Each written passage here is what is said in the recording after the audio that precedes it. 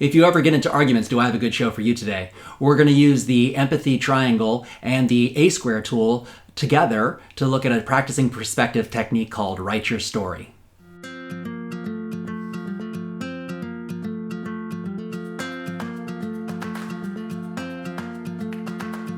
Hi, this is Dan Shuck at Glass Half Question. Think about your worst arguments. What do they have in common? What causes them? How often have you found that a misunderstanding fuels the argument? How do arguments about different opinions go for you? In these episodes, I'm discussing the new era we live in, what I call the age of disagreement. We have moved disagreeing with each other into our cultures internationally. The rise of democracy and consumerism, from Yelp to world politics, the age of egalitarianism, not done but much closer to giving everyone equal rights to voice their opinion, and technology. We each have almost unlimited ability to find information and share information about our disagreements. All of these things are not going to change anytime soon, and the age of disagreement is just going to continue to grow. So we'd better learn to be good at it. One tool for handling disagreements I covered in the last episode, and it's called the A-square. Awareness, take a beat to be aware of your own perspectives, and then try to consider the other person's perspectives. What are the facts and perspectives you really agree about, and where are the differences? Agreement. Pick something from the other person's argument that you can actually agree with. Amplification. Expand on that point by adding more to it. This demonstrates that you are listening and that you are searching for common ground. It's very disarming for the person disagreeing with you. And addition. Avoid subtraction and don't make your next words be but or however. These basically crush your progress you just made. Instead, try to use the word and or additionally. This is where you can offer a piece of your argument and that they may agree with, or at least listen to. The A-square takes practice to use. The first part about taking a beat for awareness is particularly hard to remember to do in the heat of an argument. But you can get better at this, and the more practice you give this, the better you'll do. This is true for any of the practicing perspective tools and techniques, and today I want to talk more about another tool that you can combine with the A-square, and that is the empathy triangle. These are the tools that you can add to your practicing perspective toolkit and use whenever you are facing life's challenges, decisions, milestones, or in this case, disagreements. Disagreements happen to all of us, but some people seem to be able to productively disagree, while other people seem to just argue and get angry. Probably, you have been each of those kinds of people at different parts of your life, maybe even different parts of your day. You can probably remember a time when you had a terrible disagreement and where you handled it terribly. You might also be able to come up with examples where you've had a good, friendly debate with someone and maybe even learned something. Those are two very different perspectives, and that's what I talk about here on the Practicing Perspective series, how you can use the power of perspective to change your life for the better. This is all introduced in a really simple way in my children's book for grown-ups, which you can find on Amazon or BarnesandNoble.com or right on the www.glasshalfquestion.com website. It makes a good gift for anyone you know that needs help with this idea of perspective. It's also the kind of thing you might need to look at again from time to time, which is why I try to put it in this simple picture book format. When we are comparing our perspectives with one another, we are bound to find that we have disagreements about how we see the world. We tend to bond and communicate more effectively with people who have perspectives that are similar to our own, and we have a hard time with people who have perspectives very different than our own. When it comes to disagreements, this is almost always a matter of having different perspective than someone else. Remember that each of us has our own perspectives, our own vision of what is true. Perspectives are built upon our understanding of facts, but also built upon our existing perspectives. This is a good place to talk about the empathy triangle and how it can relate to the A-square for handling disagreements. Each person's argument, their perspectives, is made up of facts and existing perspectives. Sometimes we're not even aware of our perspectives. Our perspectives are often relative, and that means they can be hard for us to even detect. Does a fish even know what water is? Perspectives are also based upon our understanding of facts and upon our existing perspectives. We may not always have a full understanding of the facts or have all the facts we really need. Sometimes our pre-existing perspectives can spin us off into specific ways of thinking. There's nothing wrong with perspective, it's very much part of being alive, but it's good to know that some of the pitfalls with perspectives are that we can have biases and preconceptions. That's pretty much unavoidable. All human beings have biases. That's part of how the brain functions to get things done. But just like the perspectives we are sometimes not aware of, we are very often not aware of our biases. There are other types of perspectives that are not so invisible to us. These are our opinions. Opinions are perspectives that we know are our own perspectives and that we often lay stake to and claim as our personal opinions.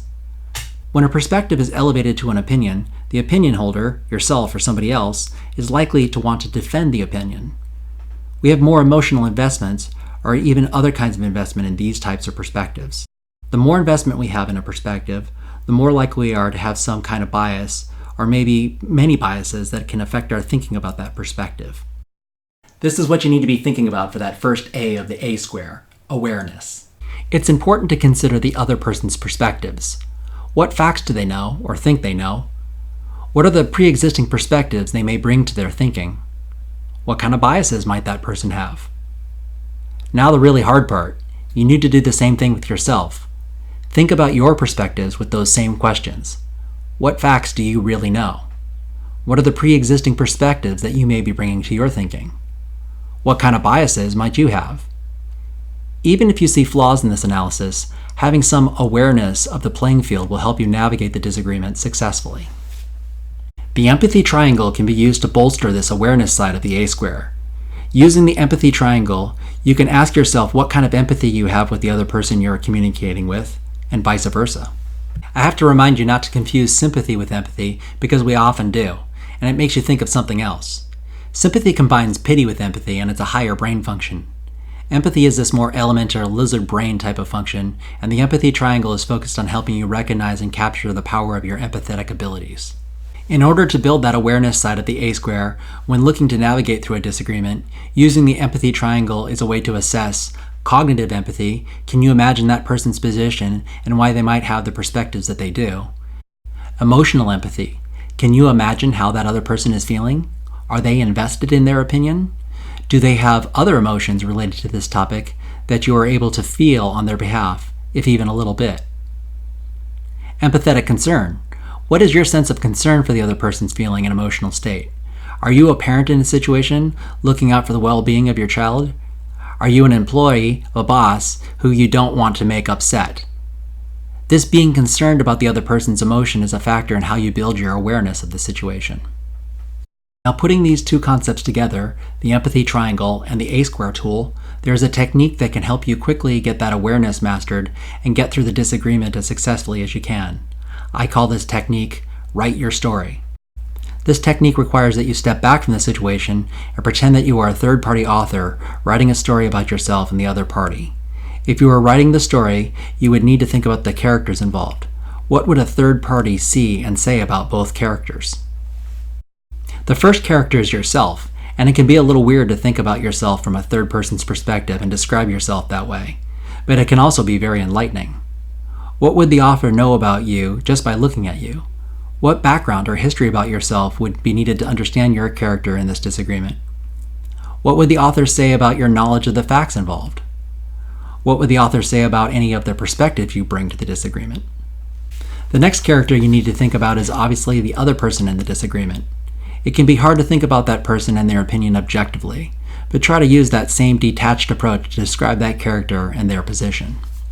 You might really think the other person is the bad guy in the situation, and maybe you were even right.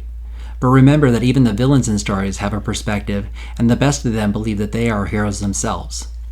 Everybody has their own perspective about what is truth, and we are all true to our own sense of truth.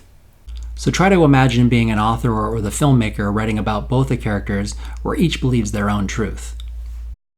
The next step is to apply the empathy triangle to the other person to see if you can describe the kinds of empathy you have for that person. Maybe it's very little, just a little bit of cognitive empathy for someone you don't really know very well or care about. Maybe there's a lot of empathetic concern about the outcome of the argument if you are concerned not only with being right, but also with the emotional state of the other person. Now the last trick is maybe the hardest one to do. That is to use the empathy triangle on yourself. Imagine you are the other character for a moment, looking back at yourself with the empathy triangle. What kind of empathy does that person have for you? Do they demonstrate any understanding of your positions and your feelings? Are they in a position where their empathetic concern for you is affecting the disagreement?